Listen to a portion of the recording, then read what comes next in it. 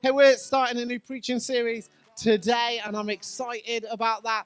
My middle daughter, we've got 3 children, me and Sean. We've got our oldest daughter, Caris, she's 10. We've got our middle child, she's 8. I really hope I'm getting the ages right. Just Sean's not here, so if they're wrong.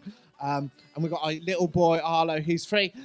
They all have their own interests. And Seren, she does dancing. Now, she's probably not going to be the world's best dancer in the world, not to put her down. But she enjoys it. She loves it. And so in a few weeks' time, she's got a dance show. We'll be in Romania, unfortunately. But she's been practicing this dance show for a long time. And this morning and last Sunday and next Sunday, much to what I don't agree with, but I've had to take her to extra rehearsals. Now, I don't know if any of you have had kids that have done dancing. I know Helen has. Yeah. Now, here's, Trace. Like, the thing is, they want to take over your whole entire life. Like, she has to go to dancing already for her practices, like, constantly throughout the week. And now it's coming up to dance show time. Like, it's just intensified even more. Like, now, everything about Seren's life right now is about dancing. And I took her to dancing lessons the other day, and they're like telling me off because her hair's not right, or she's not got the right underwear on, or whatever it is. I'm like, I don't know. They sent a message round, an email round one day saying, your child needs to have this certain type of hair bubble. And they said, but don't worry, they're easily accessible at Primark. You need them for tonight. I'm like, now, take a step back. It mentally takes me 5 days to prepare to go to Meadowhall. And then it takes me 5 days afterwards to recover going to Meadowhall. And I step nowhere near Primark when I'm in Meadowhall as well. I'm like, this is a big thing for me. And I'm like, pull Seren to one side. I'm like, Seren, do you really want to be in this show? Do you really want to go? I'm talking to one of the staff members. I'm like, oh, it's a bit intense, all this dancing, isn't it? And they're like, well, that's just the way it is. You've got to give your all to this. And I'm like, well, I'm not. Sorry. So she's gone this morning with messy hair because we couldn't get Helen up early enough to do it for us. No, I'm joking. She would have done it. I never asked her. The makeup, bit questionable. So we'll see what communication I get later today to tell me off. But things can be all intense. And I'm like, Seren, do you really want to go? And she said yes. And sometimes we can have a similar attitude towards church. If you look around you right now, you can look around. There's lots of people here. But there's also people that you know that aren't here anymore. There are people that you know that used to go to church that don't go to church anymore. And there's different reasons. Maybe they've got consumed in their daughter's dance schedule. Maybe it's Sunday morning football. Maybe it's time. Maybe it's hurts. Maybe they were bored. Maybe there were fallouts. Maybe they were too hard. Maybe they were asked to do something that they did not want to do. Maybe they got told to talk to someone that they did not want to speak to. But people stop going to church. So well done if you're here today. You've made it. Because not everyone has. Not everyone has. So well done, but it's strange today, whilst we're talking about people who stop going to church, to introduce a series that is very much called Stop Going to Church. Now, stay in your seats just for one moment. So I see someone leaving. Like, at least they're listening, eh? Never mind. Stop going to church. The reality is, and we're going to be looking at this over the next few weeks, and I'm just going to introduce it really quickly this morning with a few quick points. God never tells us to go to church. He tells us to be part of a church. You see, he wants so much more for us than just attending somewhere. He wants us to be part of something. But it's easy for us to sometimes lose sight of what the church is, or what God is calling us to be a part of as well. It's difficult. We were speaking to a friend a few weeks ago, and he was sharing when he kind of joined his church, or when he took over this church, and it was in quite a nice area, a bit well-to-do, not like here in Langold, no offence. He was talking to someone who was part of the church for a while, and this guy was explaining, goes, it's all right, I work hard, and the guy worked hard. He goes, but I pay someone to do my gardening, and I want them to do my gardening. He goes, I pay someone to do my ironing, and I want them to do my ironing. I pay someone to do my cleaning, and I want them to do my cleaning. And in the same way, he had this same expectation with church. Hey, I pay my tithes, and I expect a service back. And this guy that had just taken on this church heard this conversation. And he saw this common theme throughout many people in the church, and he made a quick decision, and he said, we're not going to employ any staff here. There's going to be no more staff, because people are expecting a service out of the church. They expect to come in, they expect to pay their dues, to get something out of it, and then leave at the end of the day. He said, that's not what we're going to be doing here, because a church is not something just to go to. It's something to be part of. And you might have heard this line, and you might hear this line over the next few weeks as well as we begin to look at church. But we are called to be contributors, not consumers. We're called to be contributors, not consumers. It says, there's loads of verses, I'll just highlight a few. In Hebrews 10:15, it says, let us not give up meeting together, as some are in the habit of doing. And I've not added that bit, that's actually in the Bible. You guys are here and preaching to the choir. It's okay. But let us encourage one another.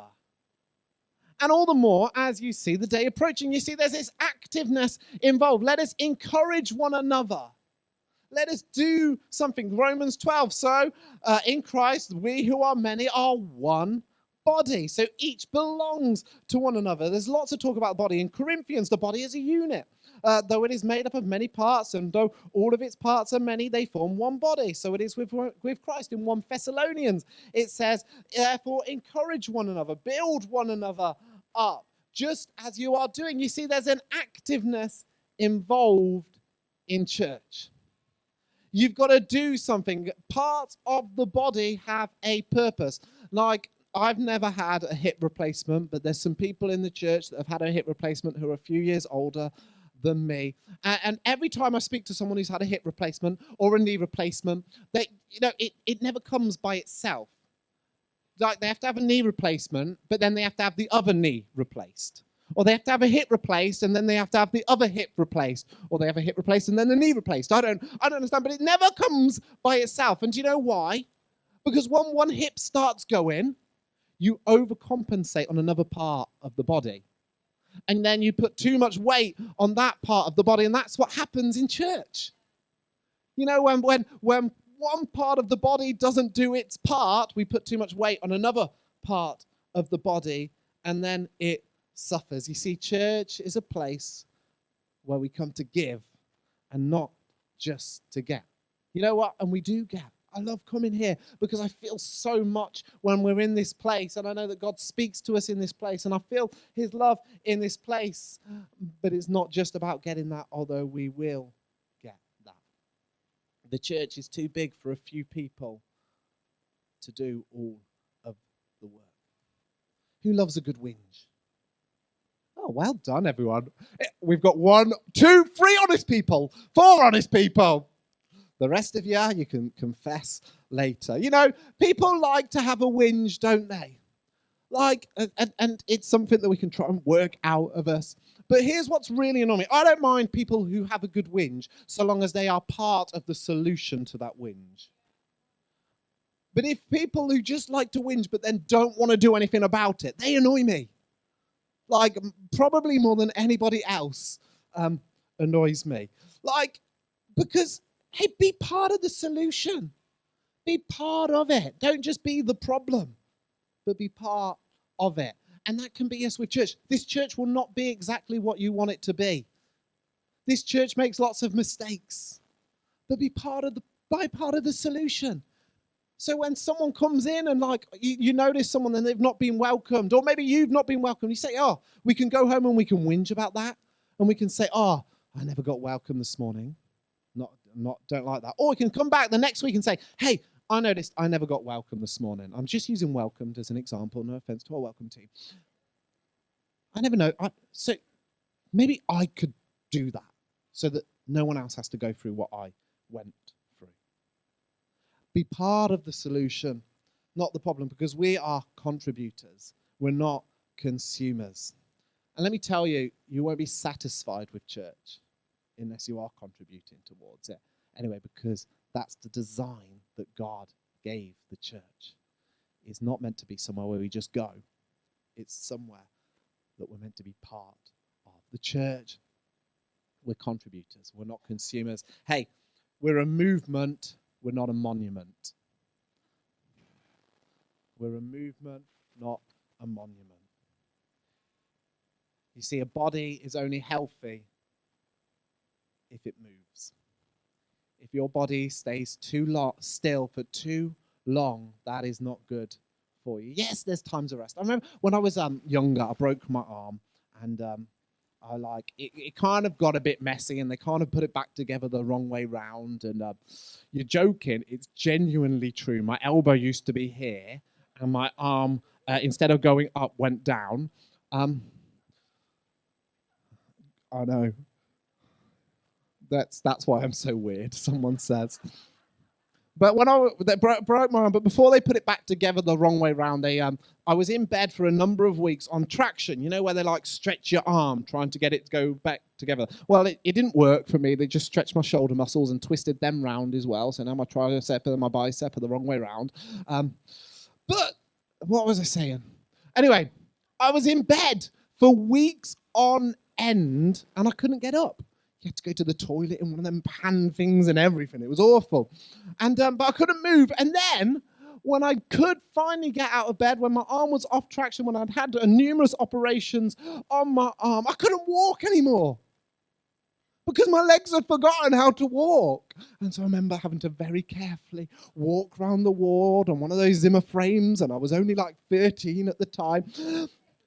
But when we don't work, when we don't move, when we're not moving, actually it's not healthy.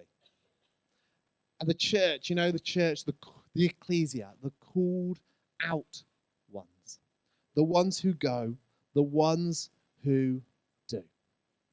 That's what we are. We're a movement, we're not a monument. Now we honor the past. I'm so grateful for some of the people that, hey, number one in this room, who I don't really even know. I wasn't even here, but I know that they've changed the difference and the culture of this church. And I know there's others as well who might not be here today, but they've changed the culture and they've made amazing sacrifices and they've done amazing things to help this church be where it is. And we honor all of that, but we don't stay in the past. Like, who's been in church a long time? Who grew up in church? A few of you grew up in church. Hey, who remembers, when the OHPs came in? Is it OHPs? Those overhead projectors. Can anyone remember them coming in? A replacement from the songbooks? Oh my goodness. Like, if you don't know what I'm on about, you missed out.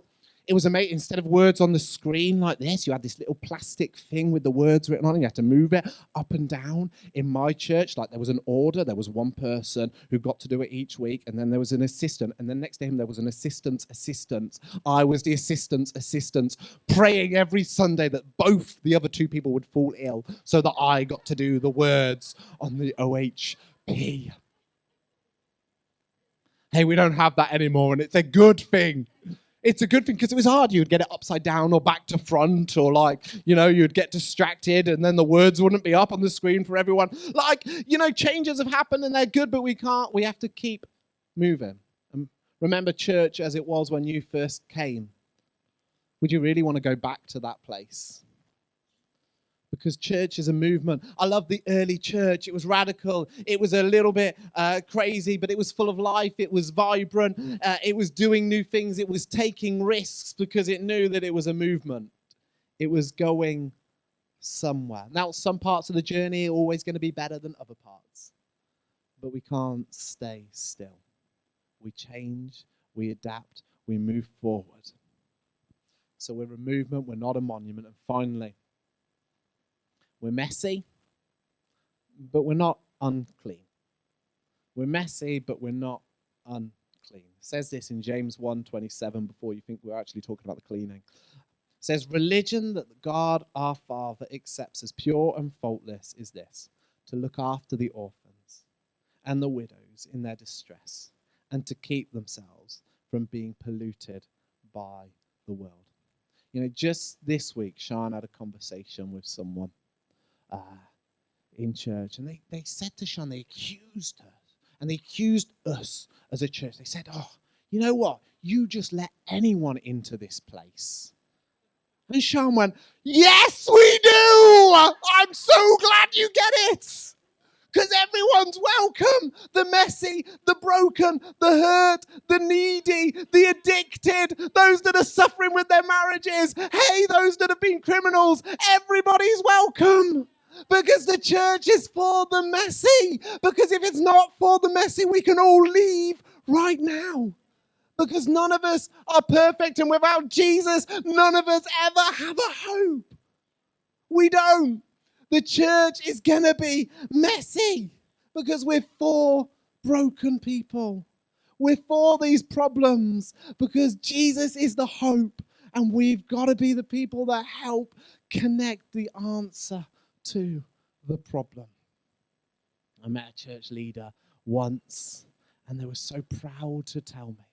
They said, oh, we've been working really hard, but we've managed to get rid of all of the problem people from church. I said, so there's no one left? Because if you've got a church with no problem people, I don't know what you've got, but it is not church. It is not church because, hey, people have problems, don't they? People have problems. But Jesus is the answer. Jesus is the answer. That's who we are as a church. We're for the broken, but we're going to be people that move, and we're going to be people that contribute towards that. We're going to be those people. You see, when we start seeing church as just a place we go, and we say it, don't we, every Saturday, every Friday when we leave work, what are you doing this weekend? I'm going to church. Every Sunday morning, we wake up, Arla goes, what are we doing today? I say, we're going to church. But when we just see church as a place that we go to, it's probably the start of a declining relationship with God. Because the church is his idea. It's his passion. It's his love. And it's his design for us. He prioritizes it. And we should